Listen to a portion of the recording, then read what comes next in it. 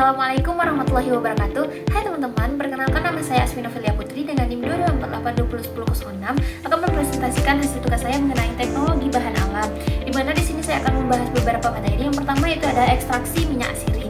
Apa sih minyak siri? Minyak siri itu adalah zat berbahaya yang terkandung dalam tanaman. Ciri-ciri utamanya yaitu senyawa yang berwujud liquid atau cairan pada suhu ruang dan juga mudah menguap atau disebut dengan volatil. Minyak siri yang terkandung pada suatu bahan tanaman pada umumnya terdiri dari campuran beberapa jenis senyawa minyak siri. Metode dari ekstraksi minyak siri yaitu ada destilasi. Nah, destilasi ini ada destilasi uap, air, dan uap dan air. Ini terdapat beberapa tahapan, kelemahan dan juga kelebihannya juga. Yang kedua yaitu ada metode press. Yang ketiga yaitu ada metode pelarut organik. Yang keempat yaitu ada metode enfleurasi, dan juga yang terakhir yaitu ada metode maserasi lemak panas.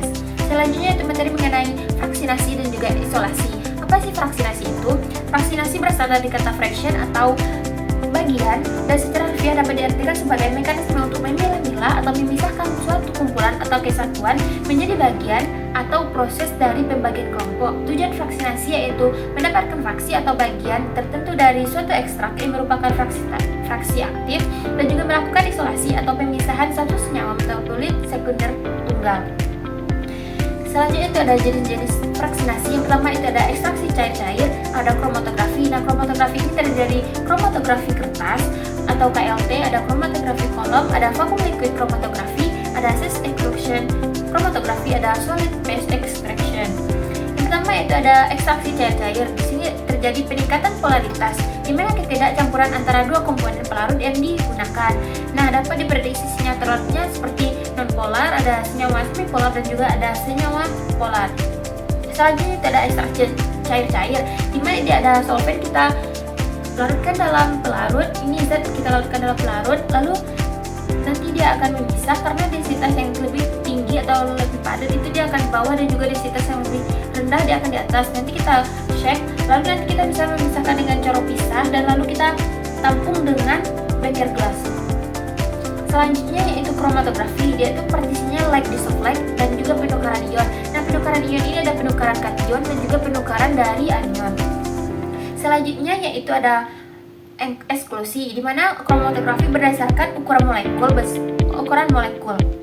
Di mana contoh aplikasinya itu ada pemisahan protein berdasarkan ukuran molekul, mengurangkan polisakarida atau asam nukleat, dan juga menentukan berat molekul protein atau peningkatannya, dan lain sebagainya. Selanjutnya yang kedua yaitu ada afinitas, itu berdasarkan ikatan spesifik antara molekul target dengan ligand.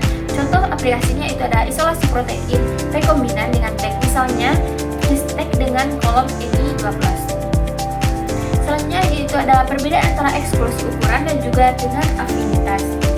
Selanjutnya yaitu ini ada kromatografi. Fase geraknya terdiri dari gas, cair, dan fase jam terdiri dari cair, gas, dan juga bonded liquid. Ini terdapat mekanismenya dan juga nama metodenya ya teman-teman.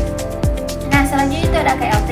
Prinsip kerjanya itu memisahkan sampel berdasarkan perbedaan kepularan antara sampel dengan pelarutnya. Nah, fase jam bisa disebut dengan adsorbent, dan juga fase gerak bisa disebut dengan diluent. Selanjutnya yaitu penggunaan dan juga cara kerja dari kromatografi. Nah, ini merupakan visualisasi noda dari kromatografi, dan juga ini ada nilai RF atau faktor retensinya, di mana rumusnya itu ada distance spot travels dibagi dengan distance solvent travels.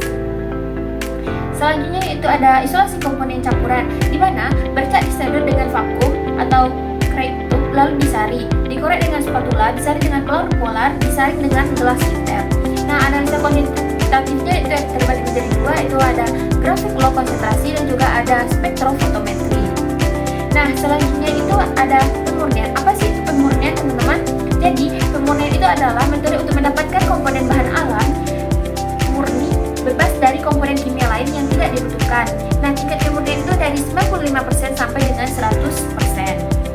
Nah, metode yang pertama itu ada pengkristalan, di mana proses pemurnian kembali di mana senyawa organik padat dari bahan pengotornya dipisahkan dengan cara mengkristalkan kembali senyawa padat yang telah dilarutkan ke pelarut.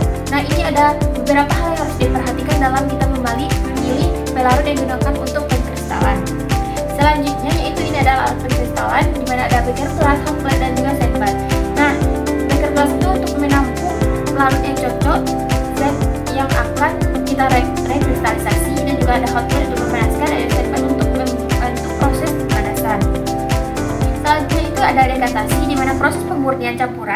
melakukan sedimentasi dan penuangan langsung atau pemindahan pada wadah lain. Temperatur dan pelarut yang digunakan yaitu harus memiliki perbedaan massa jenis. Selanjutnya itu ada alat dekantasi, ini ada beker kelas dan juga ada batang pengaduk. Selanjutnya yaitu sublimasi, proses di mana senyawa mengalami konversi dari suatu padatan menjadi gas tanpa melalui fase cair. Ini terdapat kelebihan dan kekurangannya juga ya teman-teman. Nah selanjutnya ini ada alat sublimasi terdiri dari kapas, kertas arit, cawan penguap, kaki tiga, bunsen dan juga corong. Nah selanjutnya yaitu ada komputasi bahan alam. Apa sih komputasi bahan alam itu? Nah, komputasi bahan alam adalah cara untuk menemukan pemecahan masalah dari data input dengan menggunakan suatu algoritma atau pendekatan menggunakan teknologi komputer dan teknik in silico untuk memahami, merancang, mengembangkan senyawa-senyawa dari bahan alam sebagai kandidat obat atau bahan aktif lainnya. Manfaat dari komputasi bahan alam yaitu mengurangi kebutuhan uji laboratorium yang mahal juga membutuhkan waktu yang lama, dari ribuan senyawa menjadi cepat, juga memprediksi aktivitas biologi dan keamanan senyawa sebelum uji praklinik, mendorong penemuan obat baru dari sumber alam seperti fitokimia, marine natural, produk, mikroorganisme dan lain sebagainya. Ini merupakan beberapa contoh aplikasinya. Salah satunya itu ada bahan alam rutin, target proteinnya itu ada TNF alpha, metode komputasinya itu molekular dinamik, dan efek yang akan dikaji yaitu ada antiinflamasi. Mungkin sekian presentasi dari saya. Kalau ada salah dan catatannya saya mohon maaf. Assalamualaikum warahmatullahi wabarakatuh.